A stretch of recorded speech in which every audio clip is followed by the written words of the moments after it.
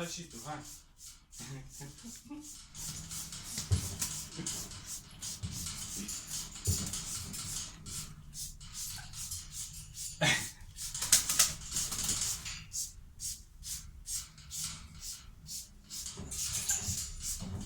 E bine așa? Îți place?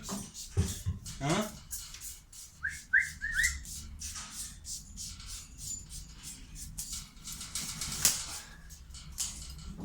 Gata, mai târziu.